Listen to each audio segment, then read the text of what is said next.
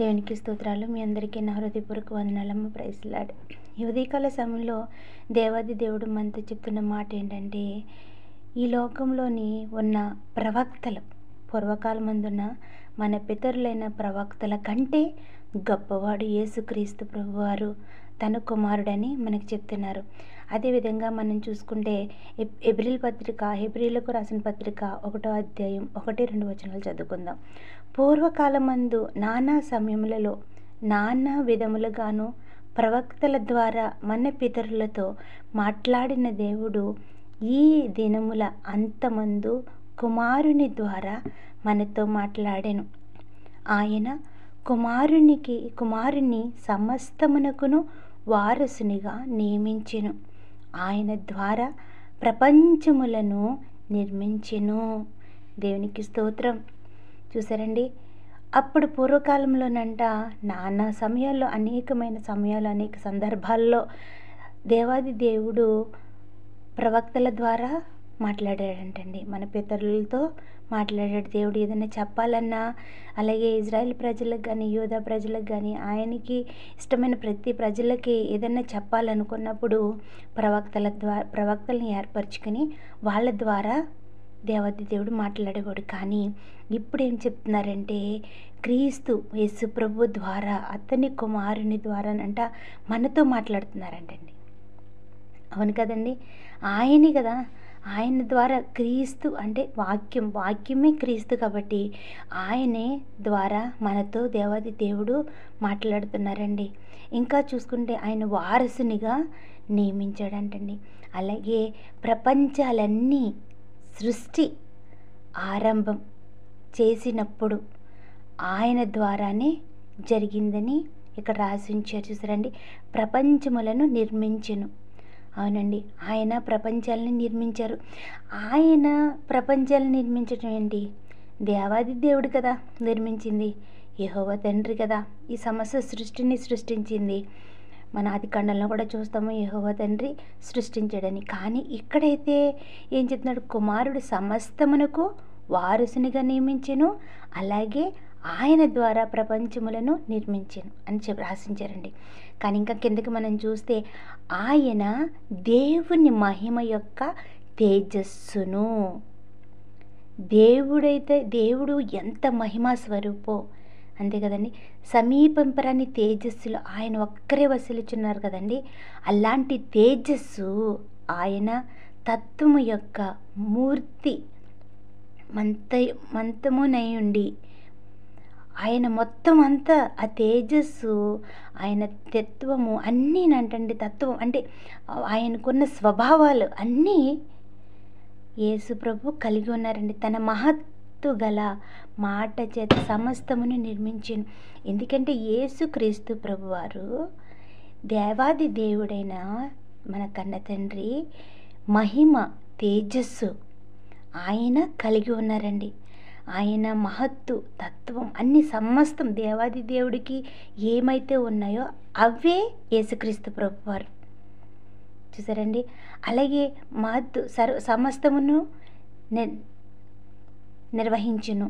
పాపముల విషయములో శుద్ధీకరణము తానే చేసి దేవదూతల కంటే శ్రేష్టమైన నామమును పొందెను.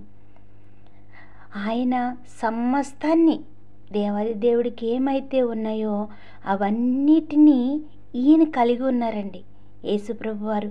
అందుకే ఈ దేవాది దేవుడికి ఏమైతే మహిమలు ఉన్నాయో ఆ మహిమలని యేసుక్రీస్తు ప్రభువారే, ఆయన మహిమలని, కొంత మహిమలని ఆయన ఒక కుమారునిగా ఒక మానవ రూపం దాల్చుకుని భూలోకానికి వచ్చారండి. వాక్యమై ఉన్న దేవుడు శరీరధారిగా వచ్చాడండి. వాక్యము, ఆయన మాట వాక్యము. కానీ ఆ వాక్యము శరీరం దాల్చుకుని వచ్చింది. అలాగే ఆయన మహిమ, ఆయన అత్యున్నతమైన మహిమ, ఆయన ప్రభావము, ఆయన కూడా ఒక మానవ రూపం దాల్చుకుని భూమి మీదకి వచ్చింది. ఎందుకంటే దేవాది దేవుడే యేసుక్రీస్తు ప్రభువు ద్వారా, యేసుక్రీస్తు ప్రభు అనే నామముతో ఈ భూలోకానికి వచ్చి ఉన్నానని ఆయన చెప్తున్నారండి. ఇది చూసారా, అప్పుడైతే దేవాది దేవుడు మన మన పితరులైన ప్రవక్తల ద్వారా మాట్లాడారు. కానీ ఇప్పుడు యేసుక్రీస్తు ప్రభువు ద్వారా మనతో ఆయన డైరెక్ట్‌గా మాట్లాడేస్తున్నారు. ఆయన ప్రభావం అంతా భూమి మీదకొచ్చింది. ఆ ప్రభావాన్ని ఒక మనిషి రూపంలో మన ముందు ఉంచి ఆయన ద్వారా మనకి ప్రతిదాన్ని మనకి వివరిస్తూ ప్రతిదాన్ని క్షుణ్ణంగా మనకు చెప్తున్నారండి. చాలా అలసిపోకుండా, భయపడిపోకుండా, బాధపరిచేయకుండా, చాలా క్లుప్తంగా మాట్లాడుతూ, చాలా శాంతంగా మనకి ఎలాగైతే మనం మాట్లాడితే ఏ బిడ్డకి ఎటు రీతిగా మాట్లాడితే అర్థమవుతుందో అటు రీతిగా మనకి శాంతముతో చెప్తున్నారండి దేవాది దేవుడు. ప్రతి దాన్ని సమస్తాన్ని ఆయన బిడ్డలుగా మనం ఎలాగ ఏర్పరచబడాలి, ఆయన సన్నిధిలో మనం ఎలా ఉండాలి, ఆయన మనం ఎలా సేకరించాలి, సమస్తాన్ని యేసు ప్రభు వారు మనకి ఏమైతే చెప్పారో అది మనం నిర్వహిస్తే, అది మనం పాటిస్తే, అది దేవాది దేవుడు మనతో చెప్తున్నాడు. ఎందుకంటే దేవాది దేవుని మహిమ ప్రభావము సమస్తాన్ని ఒక మానవ రూపంలో భూమి మీదకి వచ్చింది కాబట్టి ఆ ప్రభావం అంతా, ఈ ప్రభావం కేవలం యేసు ప్రభు వారి కాదు, ఇదే దేవాది దేవుడు మానవ స్వరూపం ఇచ్చి వచ్చారు మాతో మాట్లాడటానికి. అప్పుడైతే ప్రవక్తల ద్వారా మాట్లాడారు, కానీ ఇప్పుడు యేసుక్రీస్తు ద్వారా మనతో ఉంటూ, మనలోనే ఉంటూ మనతో సంభాషిస్తున్నారని ఆయనకి ప్రతి దినము భయపడుతూ ఆయనతో తగ్గింపు జీవితానికి కలిగి ఆయనకి లోబడేవారిగా ఉందాము. ప్రతిదినము ఆయన కృపను పొందుకోవడానికి అనుదినము ఆయన సన్నిధిలో ప్రార్థన చేసుకుని ఆయన ఇచ్చే ప్రతి మహిమను మనం పొందుకుని ఈ లోకాన్ని జయించేవారిగా ఉందాము.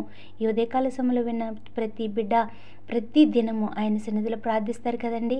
మీతోనూ నాతోనూ కూడా దేవాది దేవుడు చెప్తున్నాడు, నేను అంత ప్రభావం గలవాడని యేసుక్రీస్తు రూపంలో, కుమారుని రూపంలో నేను మీ దగ్గరికి వచ్చినాను. ఎందుకంటే మనల్ని అందరినీ ఆయన ప్రేమించారు కాబట్టి, మనమందరము ఆయనకి ఎంతో సన్నిహితులమైన కాబట్టి, ఎందుకంటే దేవదూతల కంటే ఎక్కువగా మనల్ని ప్రేమించారండి.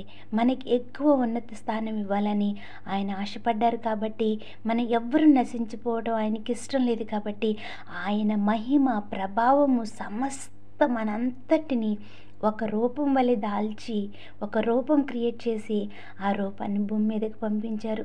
మనతో మాట్లాడటానికి, మనతో స్నేహం చేయటానికి, మనతో సంభాషించి మనము ఆయనతో సంభాషించేవారిగా, ఆయన ప్రియమైన స్నేహితుడిగా, ఆయన మన ప్రియుడిగా మనం ఆయన్ని ప్రేమించాలని ఆయన ఎంతో ఆశపడుతున్నాడు.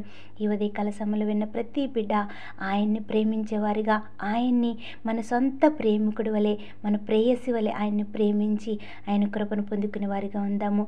ఈ చిన్ని కొన్ని మాటలు దేవుడు దీవించును గాక. ఆమేన్. Praise the lord.